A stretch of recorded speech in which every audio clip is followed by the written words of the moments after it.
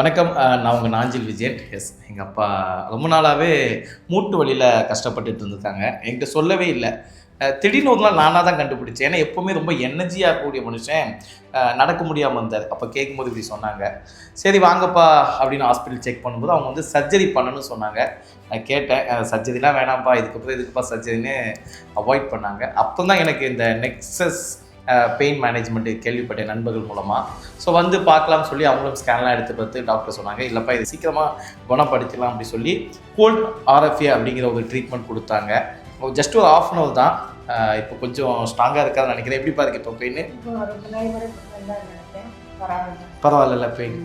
So உண்மையிலேயே ரொம்ப சந்தோஷமாக இருக்குது. ஏன்னா ரொம்ப கஷ்டப்பட்ட மனுஷன் இப்போ பரவாயில்லன்னு நினைக்கும் போது. ஸோ உங்களுக்கு தெரிஞ்சவங்க யாருக்காவது இல்லை உங்கள் வீட்டில் இருக்க பெரியவங்க யாருக்காவது இந்த மாதிரி பெயினோட ரொம்ப கஷ்டப்பட்டுட்டு இருந்தாங்கன்னா அவங்களுக்கு வெறும் சர்ஜரி மட்டுமே தீர்வாக கிடையாது. இந்த மாதிரி கூல்ட் ஆர்எஃப்ஏ மூலமாகவும் அவங்கள சரி பண்ண முடியும்.